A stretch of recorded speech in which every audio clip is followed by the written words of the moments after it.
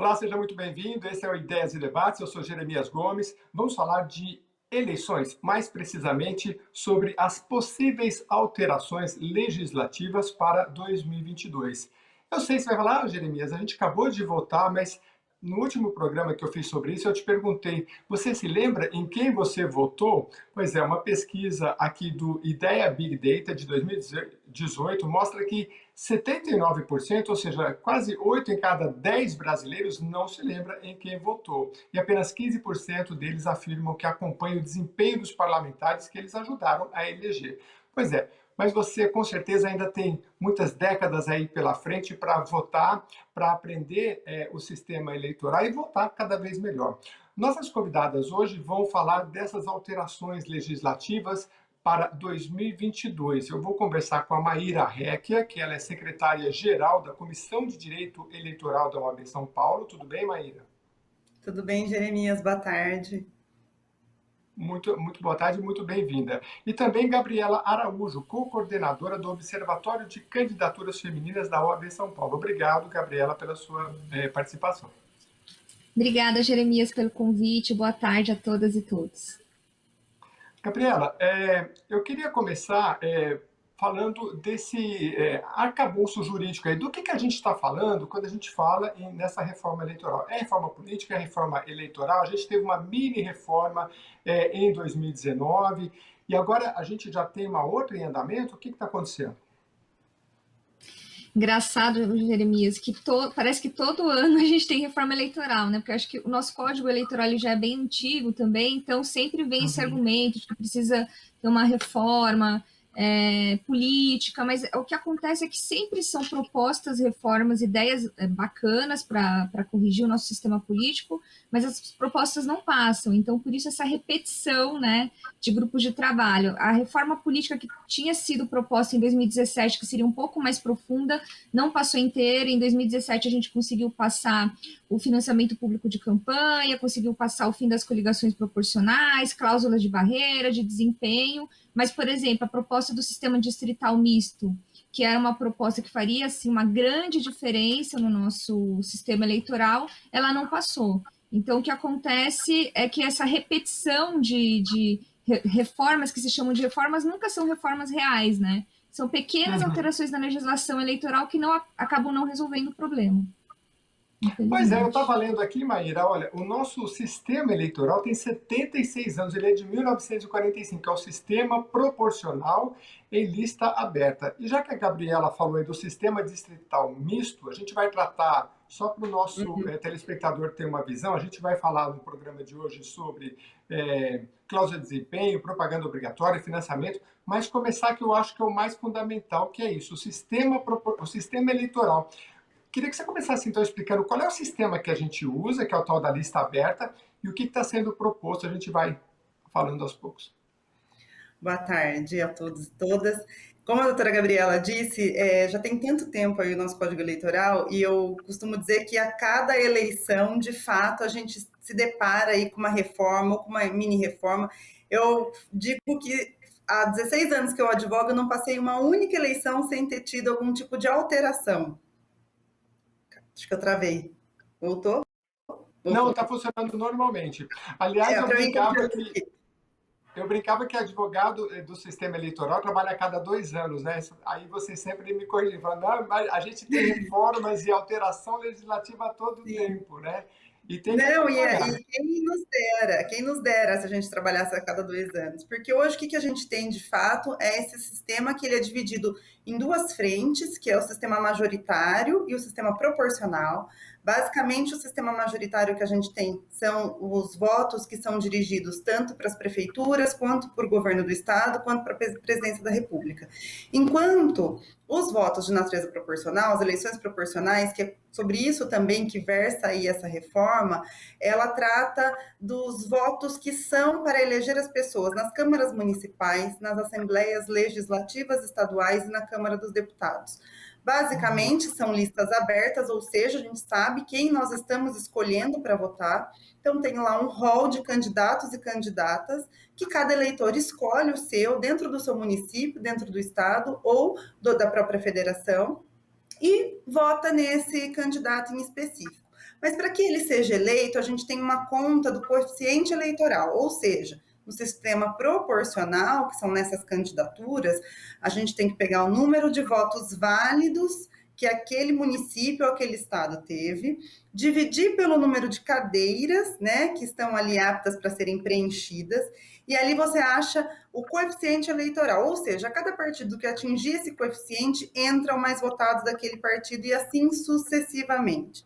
A alteração que se propõe, até pelo sistema aí do voto distrital misto, enfim, a gente tem algumas diferenciações, mas basicamente do voto distrital é a gente pegar esse sistema majoritário de maioria de votos, então independente do número de votos que o partido receber, e começar a eleger os nossos representantes nessas esferas das assembleias legislativas, das câmaras municipais ou da própria Câmara dos Deputados. Só para fazer um parênteses, então, vamos, por exemplo, no estado de São Paulo, nós temos 94 deputados. Digamos que todo o eleitorado nosso fosse 94 mil eleitores. Claro, são milhões, né? Mas só para exemplificar. Você pegaria os 94 mil eleitores, votos válidos, gente que poderia votar, sim, dividiria por 94, daria 1.000. Esse é o quociente eleitoral. Cada deputado teria que ter, no mínimo, aliás, cada partido teria que ter, no mínimo, 1.000 votos, é isso? Para eleger o seu deputado. E aí, mas ainda a gente já teve aqui a questão... Ainda tem também o cálculo do quociente partidário, né? Porque depois que você obtém o quociente eleitoral, aí a gente vai saber qual é o quociente partidário e quais serão os números de vagas que cada partido vai ter direito a preencher. Exato. Então, a gente tem que fazer uma conta dupla. É bem complicado, né? Porque ela... você tem o número do quociente eleitoral, aí você vai pegar o número de votos válidos recebidos pelo partido e aí vai dividir esse número pelo quociente eleitoral, e aí você vai saber quantas vagas cada partido tem. E aí os mais votados de cada partido vão preenchendo. É bem complexo. Agora, então, só para a gente fechar essa questão desse voto proporcional, que a Maíra explicou que é para vereador, que é para deputados, né? E senador também, né? Senador não. No Senado, não. Senador é majoritário. Vereador para deputado. Isso. Por que ele tem uma distorção, o tal de puxar voto? E um deputado que teve poucos votos, mais votos do que o outro, pode ser que não se eleja, ou um vereador. É por causa do quociente partidário. Agora a gente não tem esse problema mais tão acentuado, porque não temos mais as proporcionais. Antigamente, as coligações funcionavam quase como se fosse um partido. Então, era possível que partidos nanicos se unissem a partidos maiores, e aí um grande nome de um desses partidos coligados puxasse outros candidatos. Além disso, hoje a gente também não tem, desde a reforma, da última reforma que foi mais importante, que foi a de 2017, a gente também tem um percentual mínimo que cada candidato tem que ter de votos para poder ser alavancado. Então, por exemplo, um partido, ele tem, hoje sim, não tem coligação proporcional. Então, vamos dar um exemplo. Um partido PSOL tem direito a 5 vagas, né? Vamos dar esse exemplo. Só que no cálculo do quociente eleitoral, ele precisa ter 5 candidatos, pelo menos, que tenham feito pelo menos 10% do quociente eleitoral, tenham recebido votos, no mínimo, equivalentes a 10% do quociente eleitoral. Se ele não tiver 5 candidatos... Porque no exemplo que eu dei, de 94 mil eleitores para 94 deputados, seriam 1.000... sim, seriam 1.000 votos. 10% de 1.000 seria 100 votos? Isso que eu não entendi. Isso mesmo. Então, sei lá, que a gente está fazendo um exemplo bem baixinho, né? Geralmente bem maior.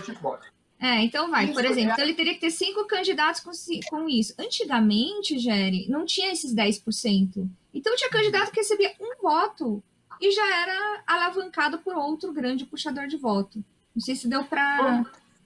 Deu para entender. Vamos pegar um exemplo das últimas eleições, Maíra, quem ficar à vontade para responder, que é o seguinte, nós tivemos, por exemplo, na Assembleia Legislativa de São Paulo, um deputado que é muito bem votado, ele tem 100 mil votos, 110 mil votos. Nós tivemos o caso da deputada Janaína Pascoal, que teve 2 milhões. Naquelas eleições,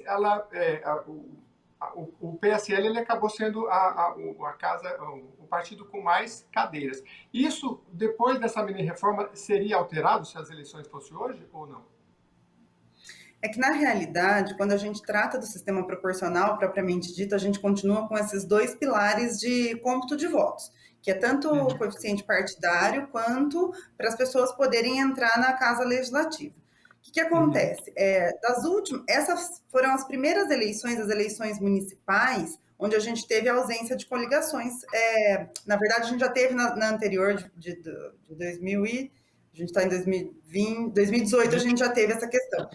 Mas já houve essa reforma, porque antes, exatamente o que a doutora Gabriela disse, a gente tinha vários partidos que se coligavam para as eleições proporcionais, justamente para que, com os puxadores de voto, partidos nanicos entrassem e pessoas completamente desconhecidas fossem puxadas. Com essa alteração, ou seja, com a ausência de coligação para as eleições proporcionais, muito embora a gente ainda tenha a figura da coligação para as eleições majoritárias, né, para quando você vai eleger lá o prefeito, o governador ou presidência da República, os partidos podem se coligar, mas nas eleições proporcionais isso não é mais possível. Uma forma de também tentar burlar essa questão dos puxadores de voto foi colocar essa cláusula de desempenho, ou cláusula de barreira propriamente dita, que tá bom. Então, ainda que haja que haja essa figura de se puxar um tanto de votos, você tem que ter no mínimo 10%, você tem que ter conseguido no mínimo 10% do número do coeficiente para você ser eleito. Senão também você fica ali. Então, como que mudaria isso? Essa questão de haver puxadores de voto, ainda que tenha diminuído bastante. A gente lembra do Tiririca, que puxou, à época, vários outros deputados. Então, um exemplo clássico, e a reforma veio justamente, desde então, tentando eliminar esse tipo de conduta. Talvez, com a aprovação do voto distrital, que prevê, propriamente dito, esse número numérico, né? Ou seja, os mais votados que são eleitos, e acabando completamente com a figura do voto proporcional, exceto o voto distrital misto, né? Porque daí misturam as duas hipóteses, seria a única maneira, de fato, da gente eliminar esse cenário. É interessante essa questão das reformas, porque elas são realmente estruturais. Porque quando você fala em puxar voto, você cria um ambiente. Então é natural de que os próprios políticos vão buscar pessoas de grande expressão para que tenham muitos votos. Você está nesse ambiente. Quando você altera as regras do jogo, você começa a dar, digamos, um pouco mais de legitimidade, né? Ou de representatividade, acho que essa seria a palavra mais correta. Então, a gente falou do sistema proporcional, que existe aí há 76 anos, então eu queria que a gente passasse, então, para o distrital puro e depois o distrital misto, para a gente entender essas duas diferenças, e tem ainda o tal do distritão, né? E depois, então, a gente falar o que está mais provável de ser aprovado no Congresso. Gabriela, pode falar para a gente? O distrital puro? Bom, vamos lá. Eu tenho grandes reservas com o sistema distrital, né? Particularmente, eu acho que seria muito complicado, porque o sistema distrital é basicamente você dividir o país em vários distritos, né? Então, por exemplo, o estado de São Paulo poderia ter vários distritos, inclusive os menores do que os municípios. Então, poderia ser Zona Leste de São Paulo, né? Zona Sul de São Paulo, Grande ABC. Então, você distribuiria em vários distritos, aí teria que ter algum critério. E os candidatos se candidatariam por um sistema majoritário por distrito. Então, você votaria na pessoa daquele candidato e ele seria eleito, não teria nada de proporcional, não teria quociente partidário, não teria nada disso. Então, o que isso vai acabar favorecendo? A regionalização do debate político. Então, você não vai ter mais grandes pautas. Talvez isso fique muito parecido com eleições municipais, em que as grandes questões são questões da região, o buraco, sabe? A rodovia, o sistema de saúde interno, e aí você deixa de debater grandes questões nacionais, temas. Eu acho que aquelas candidaturas que representam mais causas, né, minorias, vão ser muito prejudicadas por esse tipo de sistema, porque vai virar uma coisa, se for o distrital puro. Então, o que eu acho que seria bacana, né?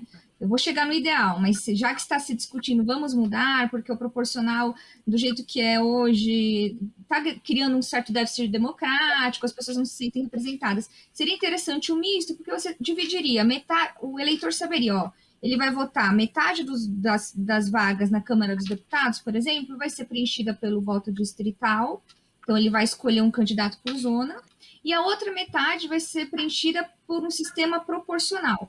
Só que seria um proporcional em lista fechada. essa outra metade? O que é lista fechada? Os partidos apresentam as suas listas de candidatos, sei lá, de 1 a 100. E aí eles vão saber, o eleitor não vai votar no candidato da lista fechada, ele vai votar no partido. Então, metade dos votos dele vai ser um candidato distrital, por zona, e outra metade vai ser no candidato, vai ser no partido. E aí ele vai saber que o partido vai distribuindo pela ordem daquela lista, conforme ele for ter direito a vagas no parlamento. Não sei se deu para entender. E O com estado essa de lista São Paulo, fechada, entendi. pode O falar, estado de São desculpa. Paulo, por exemplo, eu li, por exemplo, que o voto distrital puro poderia ser dividido, se tem 70 vagas para deputados federais destinadas ao estado de São Paulo, ele seria fatiado em 70 regiões, digamos. Não importa também se é Sim. 70, 90 ou 50, enfim. Mas aí, vamos supor que se for 70, 35 seriam pelo voto proporcional e 30... E aí, como é que fica? E aí sim, aí se a gente for fazer um misto, seria isso, 35 pelo voto distrital, então eu vou escolher um, né? Eu, por exemplo, eu moro em Osasco. Então, eu tô aqui, eu vou votar algum candidato da região, sei lá, vai juntar Osasco, Carapicuíba, Barueri, eu vou votar em algum candidato dessa região. E o outro voto, eu vou escolher um partido. E esse partido que eu escolher, ele vai ter me apresentado uma lista prévia. Agora, qual que é o melhor sistema que não está em discussão no Brasil, mas que eu acho que se a gente adotar o sistema misto, podemos caminhar para? É um sistema que a maioria dos países adotam, que é o sistema proporcional em lista fechada. Ou seja, os partidos, eles apresentam listas fechadas e você já sabe que você, votando naquele partido, se o seu candidato estiver em 20º lugar na lista, ele vai ser o 20º a preencher vaga caso o seu partido ganhe. E isso é uma forma de fortalecer os partidos. E também ajuda muito com relação à democracia paritária. Você tendo uma lista fechada, você pode impor, via legislação eleitoral, de que o primeiro da lista seja um homem e depois mulher, homem e mulher. Pode também ter critérios raciais. Então, as cotas de afirmativas ficam mais fáceis de se concretizar em sistemas com lista fechada. Mas isso não está em debate. O que tem em debate é ou o sistema distrital puro, que eu acho um horror, ou o distrital misto, que pode ser um bom caminho para as pessoas começarem a se acostumar a votar em partidos e a gente caminhar para o proporcional em lista. Não sei se a Maíra concorda comigo, eu falei demais, Mads. Não, Diga, Maíra, eu fique à vontade. Eu concordo plenamente. Eu tenho muitas reservas com relação ao voto distrital puro, porque é isso, basicamente. A gente está utilizando o critério da região para dividir, mas talvez para ficar mais claro, causar mais impacto aí para as pessoas fazerem suas reflexões, a gente poderia ter adotado outro critério, ou dividir por idade, ou dividir por gênero, ou dividir por qualquer outra coisa, né? Então, quando você acaba cerceando o poder do eleitor escolher, porque, veja, você no voto distrital puro, você vai votar, as pessoas serão eleitas pela maioria dos votos, mas em uma determinada região. Então, eu, na minha região, não poderei, muito provavelmente, escolher uma candidata que eu acho que a região da doutora Gabriela tem uma candidata melhor, apesar de ser no mesmo estado, mas eu não vou poder votar nela. Eu só vou poder votar naqueles candidatos ou candidatas da minha região, do meu distrito. E isso favorece muitas vezes aquelas figuras dos coronéis que a gente via antigamente, que acabavam dominando ali uma região, se privilegiava as pessoas que já estavam eleitas, né? Então, eu acho que a diversidade, a representatividade, a livre escolha do eleitor fica muito minada nesse tipo de votação, né? Então eu sou completamente contra essa questão do voto distrital. Agora, a gente sabe, os Estados Unidos adotam esse tipo de votação, a Inglaterra e a França também. Então, no Brasil, talvez não funcione tanto.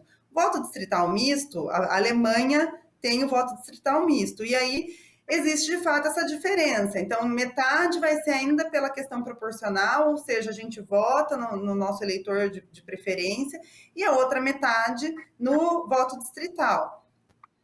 Não sei também se funcionaria na nossa realidade, acho que é bastante complexo aí, mas concordo plenamente com o que a doutora Gabriela falou. Agora tem o distritão, né? A gente tem ainda a figura do distritão, que são, ao invés das divisões por regiões, ser cada estado um distrito ou então cada município. E aí eu acho que piora ainda mais, né? A gente fica cada vez mais privilegiando as pessoas que estão já no poder. Eu tenho uma crítica com relação a algumas reformas eleitorais que foram sendo tratadas aí ao longo do tempo, que acabam privilegiando as pessoas que já estão eleitas. A diminuição da propaganda eleitoral, por exemplo, que antes era 90 dias e passou a ser 45 dias, se você trata de uma candidatura ou de uma pessoa que já tem uma certa visibilidade, ela tem chances de concorrer e tem grandes chances de ser eleita. Agora, se você pega aquele eleitor que se filiou lá no prazo de 6 meses para poder disputar a eleição, que não tem ainda nenhum tipo de experiência, não tem nenhum tipo de visibilidade, que passa nas convenções e quer concorrer. 45 dias é muito pouco tempo para ele se fazer conhecido. Então, quais são as minhas críticas? Né? Parece que muitas vezes essas reformas ou essas mini-reformas são pensadas para as pessoas que já estão lá se perpetuarem. Então, a diminuição do tempo de propaganda é um exemplo, essa questão de você setorizar regionalmente as candidaturas, né, para que as pessoas só possam votar nesses candidatos ou nessas candidatas é um outro exemplo, então você acaba tolhendo aí a vontade do eleitor em escolher um outro candidato do seu estado, por exemplo. Então, eu sempre olho com uma certa preocupação, porque no frigir dos ovos, realmente acho que a diversidade, a representatividade fica muito prejudicada quando a gente fala nesse tipo de votação. Você levantou uma questão muito interessante, porque eu me lembro, na minha infância e adolescência, e eu morava no interior, e a gente via que nessas cidades pequenas, e acho que nas grandes não é diferente, o poder ele era alternado, na minha cidade era em duas famílias. Uma família ganhava, depois a outra família ganhava, às vezes a mesma família ganhava duas vezes, e assim se perpetuava. E essas equações de reforma que a gente está falando são justamente para dar a tal representatividade que a gente falou. Agora, colocando na balança a questão do sistema eleitoral, o jeito que a gente vota e a questão do financiamento das eleições, o que tem mais peso aí, o que é mais importante para que essa representatividade ela seja mais ampla? Pode ser a Gabriela, por favor. Bom, a gente tem... Eu sou meio polêmica, tá? Com essas coisas, mas pode falar. É o seguinte... Com relação ao financiamento, né? A gente não tem mais doação de empresas que tinham um grande impacto, né, nas eleições, e agora a gente só pode ter doações de pessoas físicas, que é mista com o financiamento público de campanha. Penso eu, que seria mais democrático ainda, especialmente no Brasil, em que os partidos ainda não estão fortalecidos. Eu queria até fazer um parênteses aqui, voltando um pouquinho, o Distritão vai ser praticamente a extinção do sistema proporcional e a extinção dos partidos políticos, porque a partir do momento que você começa a votar só em pessoas e não depender mais dos votos do partido político em conjunto, você esvazia os partidos políticos enfim, vai ser um problema. Mas... a gente tem já uma política de descrédito dos partidos políticos, diferentemente dos Estados Unidos, que os partidos têm muita força. Aqui no Brasil isso ainda não, a população não está acostumada a contribuir. Então eu penso que as doações de pessoas físicas hoje, elas favorecem muito mais pessoas que já são muito favorecidas financeiramente. Então a gente vê que as candidaturas de pessoas negras, de mulheres, e de pessoas que vêm da periferia, elas dependem muito do financiamento público, dependem do fundo partidário, dependem do fundo especial de financiamento de campanha, enquanto que as candidaturas dos homens brancos, grandes empresários, desculpa, não é preconceito, gosto de todos, mas é verdade. Eles têm, obviamente, amigos mais ricos, eles são mais ricos, então mesmo você limitando a 10%, né, hoje é o seguinte, a pessoa física pode doar até 10% do que declarou no imposto de renda do ano anterior. Só que imagina os meus 10% e os 10%, sei lá, do dono do Itaú. É muito diferente o que ele vai doar. Então, talvez fosse mais democrático se a gente só tivesse financiamento público de campanha. Se o financiamento público fosse baixo, o pessoal fala, não, mas já gasta muito. Não, vamos reduzir. Mas aí você democratiza. Todo mundo pode pagar e pode gastar o mesmo, as campanhas vão ficar mais baratas e não vai ter diferença socioeconômica entre as candidaturas. Seria uma forma... Já tem financiamento público, então corta o privado de uma vez, corta a pessoa física contribuindo. A pessoa física quer ajudar, ela só vai poder ajudar os próprios partidos. Aí é outra coisa, aí ela financia o partido, não vai financiar candidato. Eu acho que teria aí como pensar em fortalecer os partidos Porque você doando para o partido vai ter que dividir de forma mais igualitária também entre as suas candidaturas. Não sei, eu estou aqui, mas eu acho que a forma como é hoje, o financiamento, ele acaba privilegiando os privilegiados. Desculpem os Sim. privilegiados, mas é verdade. Não, Maíra, concordo.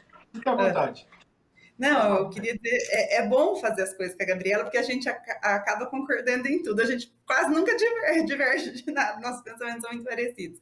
Mas eu concordo plenamente, assim, eu costumo até, a gente faz um paralelo, por que os homens brancos, enfim, que são maiores detentores de capital, acabam recebendo mais?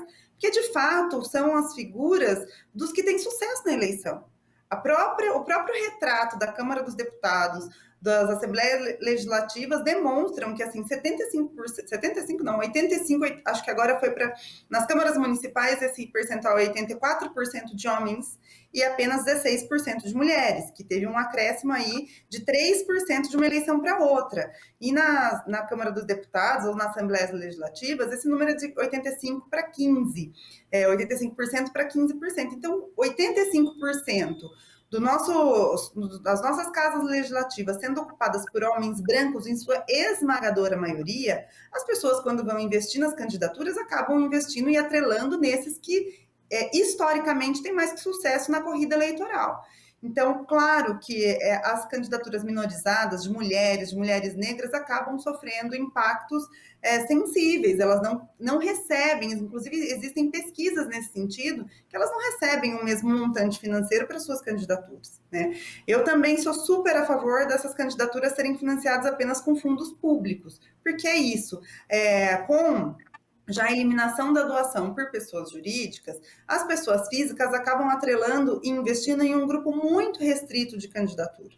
E aí acaba que a corrida eleitoral ela não é igualitária. Não adianta a gente achar, eu sempre costumo dizer, como que se ganha eleição? Com visibilidade e dinheiro. Porque se você não tem a visibilidade ou se você não tem investimento na sua campanha, é muito difícil que você consiga chegar lá. Ainda que hoje a gente tenha experimentado formas de campanha digital, né? Mas se você também não tiver a visibilidade, a construção de uma imagem ou já uma trajetória, é muito difícil também de você fazer a campanha apenas digital. Então, acho que uma inovação importante seria o financiamento das campanhas propriamente ditas apenas com fundos públicos. Assim, a gente teria aí mais condições de igualdade para todos que querem concorrer. E falando em igualdade, nós temos aí, pelo que eu pesquisei brevemente, do fundo eleitoral cerca de 2 bilhões de reais, no último fundo, e do fundo partidário quase 1 bilhão, acho que é isso.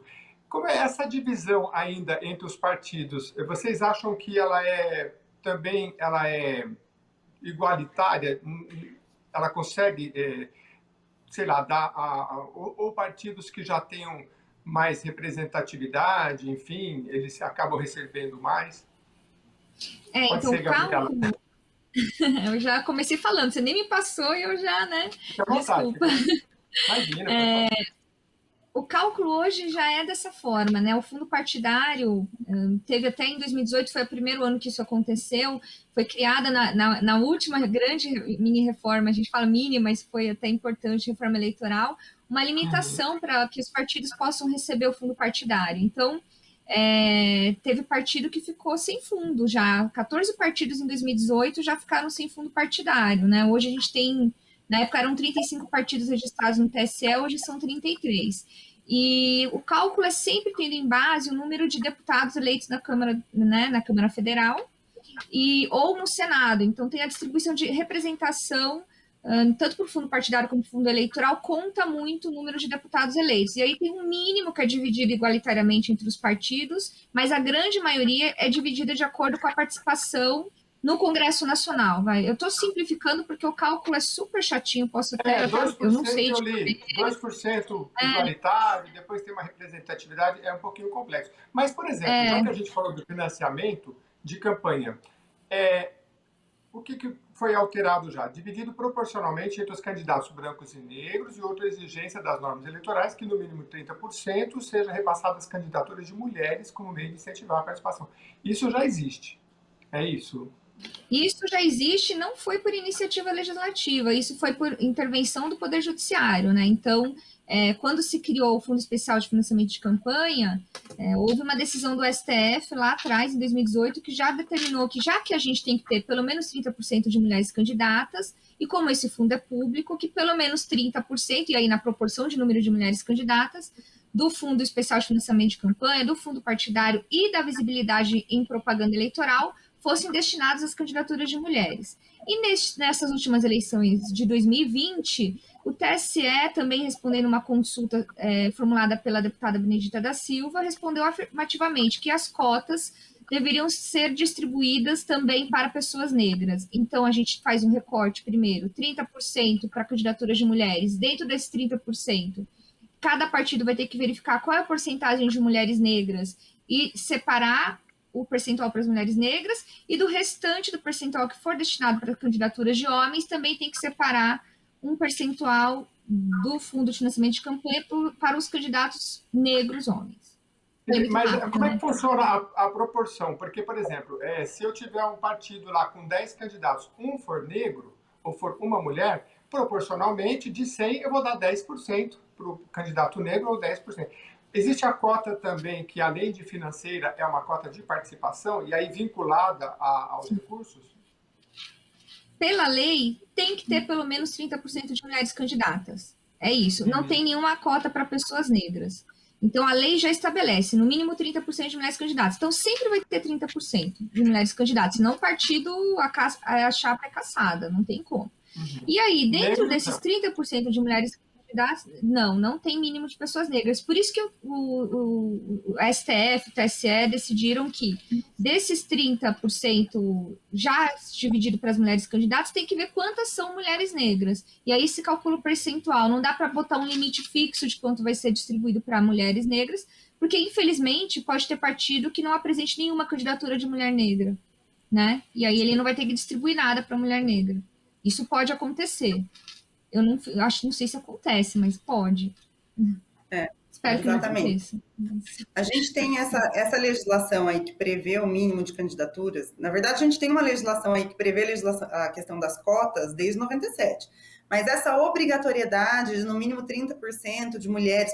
Na verdade, Jeremias, a gente brinca, né? Porque fala que é no mínimo 30% de mulheres, mas a lei ela não fala que a cota é para mulheres. Ela fala que tem que ter uma reserva de no mínimo 30% para um determinado gênero. É que a gente sabe que são as mulheres que acabam entrando nessas cotas de candidatura, que a esmagadora maioria das candidaturas é de homens. Então, a gente até costuma dizer que chega aí no período para terminar o prazo de filiação partidária, os partidos políticos ficam enlouquecidos atrás de mulheres para serem filiadas, para poder lançar essas mulheres nas eleições. Aí tem toda uma discussão com relação à representatividade partidária, democracia intrapartidária, enfim, que a gente pode até marcar uma outra conversa. Mas desde 2009, 2010, que a gente tem essa obrigatoriedade de, no mínimo, 30% ser preenchido por um determinado gênero, que são as mulheres. E essa era a única, como a doutora Gabriela disse, era a única obrigatoriedade para se concorrer às eleições, para o partido poder lançar lá a lista dele de concorrentes para disputar. Não havia qualquer obrigatoriedade com relação ao respeito a esse percentual mínimo, tanto para os financiamentos de campanha, quanto para a aparição na propaganda eleitoral gratuita. Então, se você analisar a curva aí de mulheres eleitas, você verifica que quando havia só obrigatoriedade, esse número de mulheres eleitas estava em torno de 10%. Quando acaba que tem aí uma melhoria na questão do financiamento de campanha, esse índice salta para 15%. Então, quando a gente teve lá atrás esses parâmetros estendidos, ou seja, tem 30% no mínimo de mulheres, então você tem que também investir 30% dos fundos públicos nessas candidaturas. E, da mesma maneira, havendo propaganda eleitoral na sua cidade, seja rádio ou TV, também deve ser separado 30% ou a mesma proporção correspondente ao registro, que isso é ponto de partida, não é ponto de chegada, então tem partidos que podem lançar 35% de mulheres.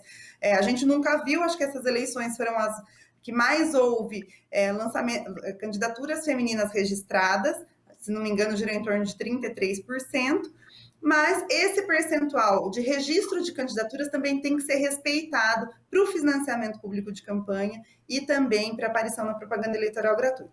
Ano passado veio, através de uma consulta, essa questão da divisão racial também. Então, aí como é que ficou? Você divide primeiro por gênero e depois você divide por raça. Então, assim, o partido só vai ter candidaturas deferidas se respeitar o percentual mínimo de 30%. Havendo homens ou mulheres negras compondo a chapa também, então primeiro você faz a divisão de gênero, então você tem 35%, aplica esses 35% dos fundos públicos nas candidaturas femininas, e dentro do percentual de candidaturas negras de mulheres, o percentual de investimento nessas candidaturas, e com relação aos homens também, dentre homens brancos e negros, o mesmo percentual para investimento nas candidaturas negras. Isso é uma forma aí do nosso sistema jurídico, tentar corrigir essa discrepância de representatividade que a gente tem nos poderes brasileiros, né? Que, como a gente já conversou aqui, a maior parte são homens, brancos, heterossexuais, detentores de capital. Então, como a gente precisa de uma pluralidade, tem questão legislativa com relação a isso, essas inovações vieram para tentar privilegiar, talvez, essa diversidade, fazer, de fato, com que as pessoas conseguissem ter condição de chegar nessas esferas de poder. Ainda no capítulo aí do financiamento, eu estou lendo aqui da CNN. O Brasil tem mais de 500 mil de candidatos nas eleições municipais. Notícia de setembro de 2020.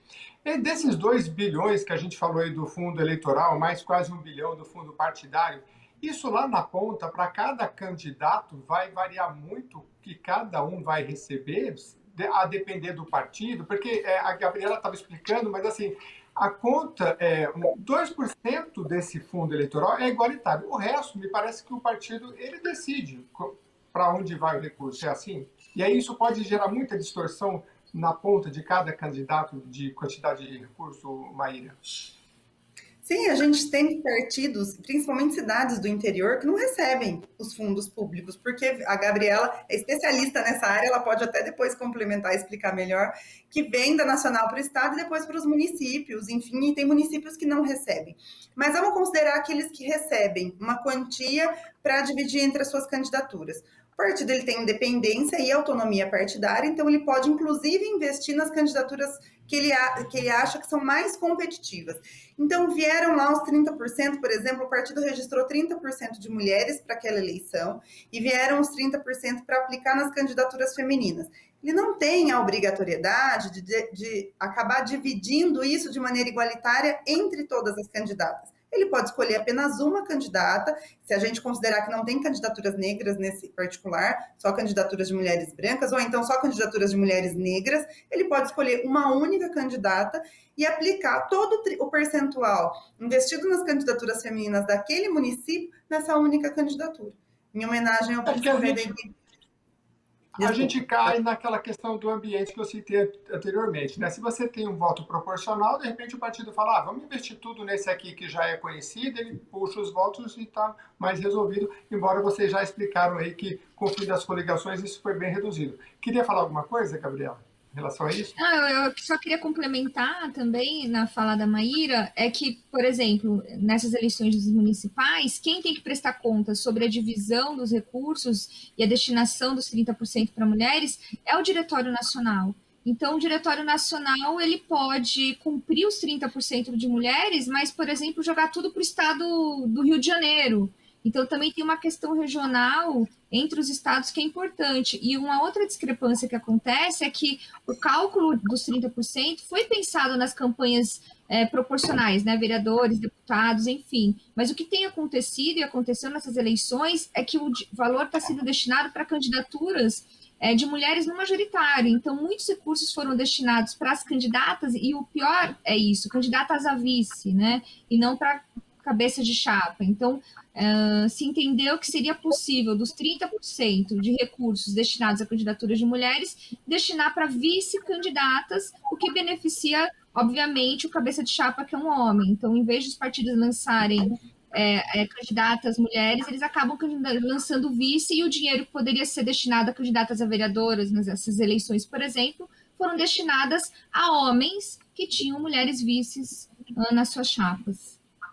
Entendi. O programa Ideias e Debates já está caminhando já para o final, mas olha, a gente está falando aqui das reformas eleitorais e que nesse ano de 2021, até outubro, até vocês poderiam falar um pouquinho sobre isso, tem algumas alterações, eu não sei se vocês têm acompanhado, a gente abriu o programa falando de cláusula de desempenho, propaganda obrigatória, que a gente pode falar um pouquinho, financiamento a gente falou e Caixa 2.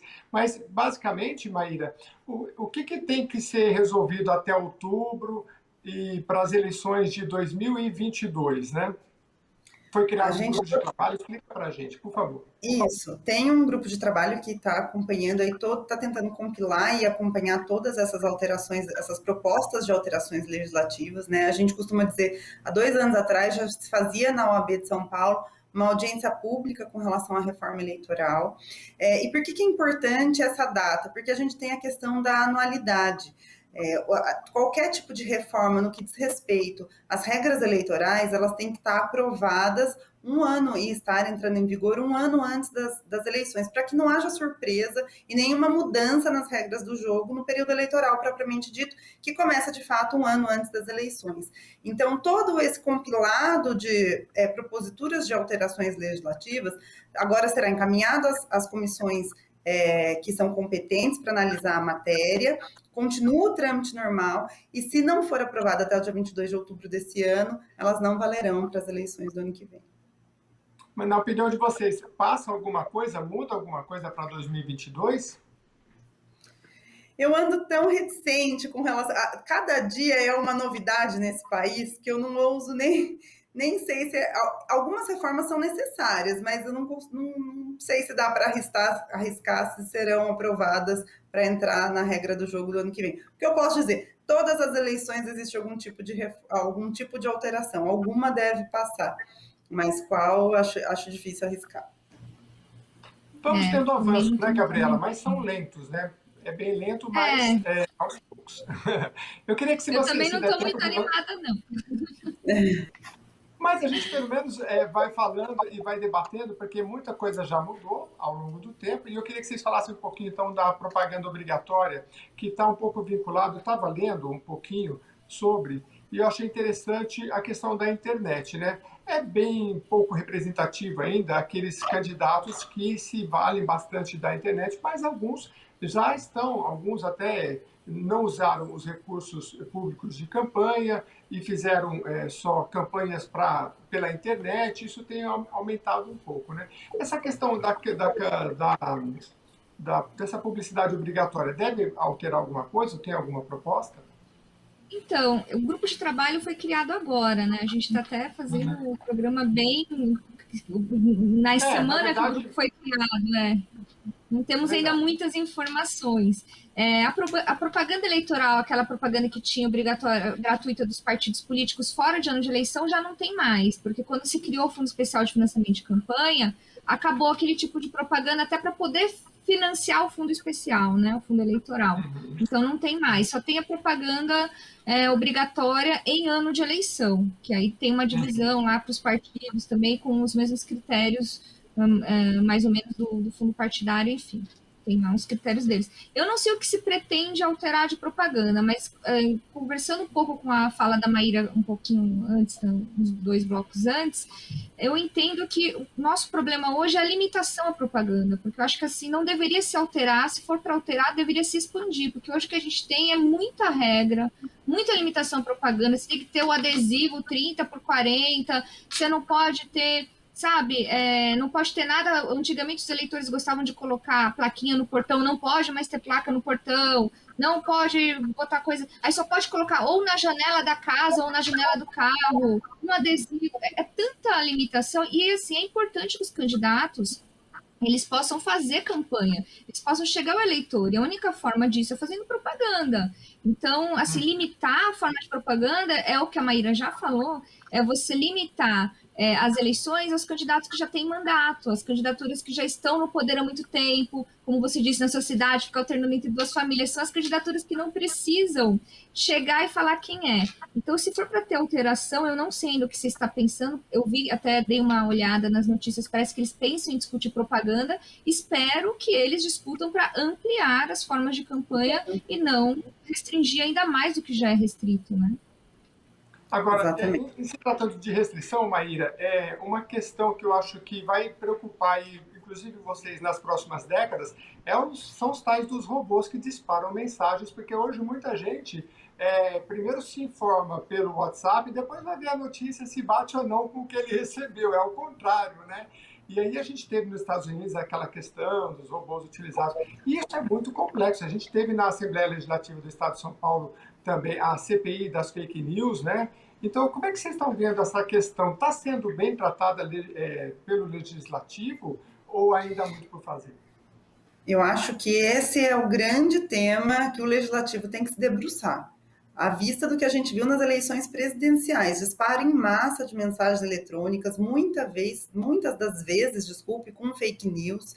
E ainda eu fico otimista ao ouvir, Jeremias, que as pessoas leem e depois vão apurar, porque o que a gente vê, na maioria esmagadora dos casos, é que as pessoas acabam disseminando todo tipo de conteúdo falso, discursos de ódio, né? Então, assim, eu acho que esse é o grande tema que o legislativo tem que olhar com toda a cautela, porque isso acaba criando condições desiguais entre os concorrentes da disputa eleitoral. Se você tem um candidato que ele faz uso de robôs, se ele dissemina fake news e acaba atrapalhando completamente a outra candidatura, e aí torna a dizer, você tem ferramentas eleitorais para coibir? Sim, você tem pedidos de resposta, você pode ter ação de investigação judicial eleitoral, entretanto, nenhuma delas é capaz de acabar diminuindo o dano que aquele candidato já sofreu.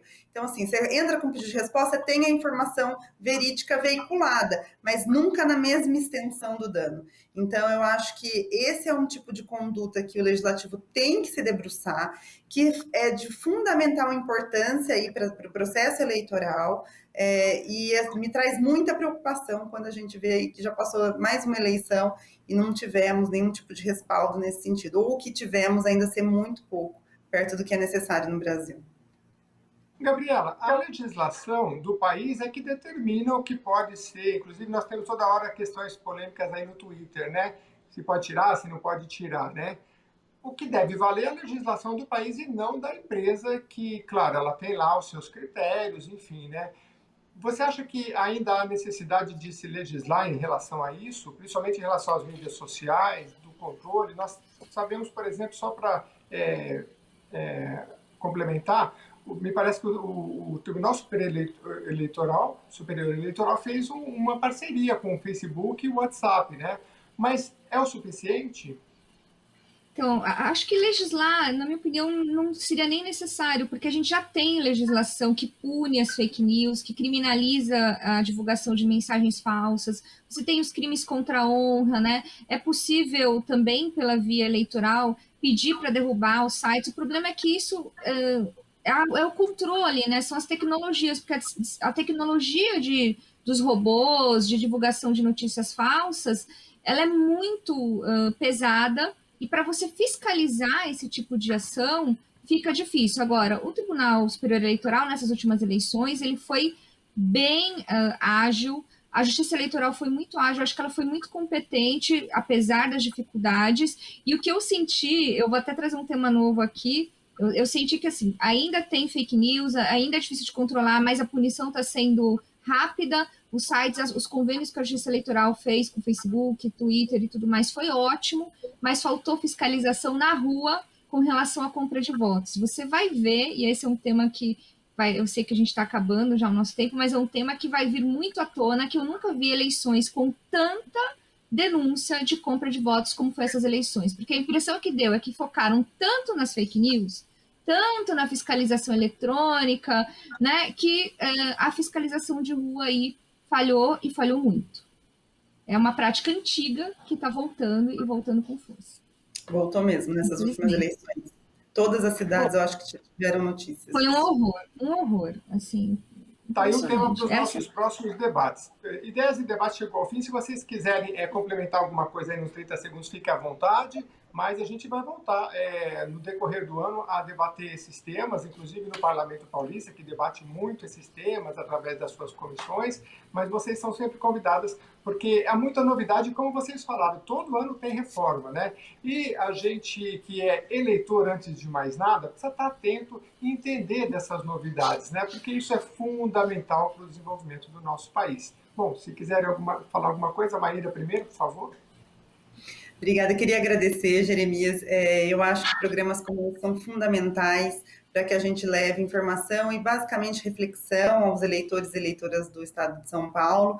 E eu vou fazer um gancho aí com o que você falou no início, que é para as pessoas acabarem se identificando mais ou acompanhando mais, enfim, discutindo mais política. A nossa vida, ela é política, então, assim, lembrem-se em quem vocês escolham os seus candidatos ou candidatas, lembrem-se em quem vocês votaram, cobre eles ou elas dos seus posicionamentos. Eu acho que a gente só tem a avançar quando as pessoas acabam se interessando e discutindo política no país.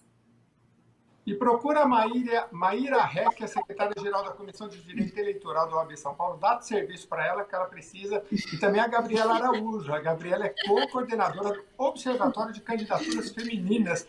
Vamos nos próximos falar sobre candidatura feminina outra vez, viu, Gabriela? Vamos sim. Na verdade, eu sou coordenadora adjunta, porque a coordenadora geral é a Maíra, no Observatório. Tá bom, então as duas. É um tema super legal, candidatura feminina. A gente vai falar nos próximos. Muito obrigado mais uma vez pela sua participação. A Maíra usou seu tempo, tá? Já que eu vi, mas tudo bem. Quero só agradecer. Tá bom, meus queridos. Muito obrigado. A gente que agradece. E a você que acompanhou o nosso papo até aqui, nosso debate, muito obrigado pela sua participação. Ideias e Debates fica por aqui. Até a nossa próxima edição. Mande suas sugestões, a gente vai trazendo aqui.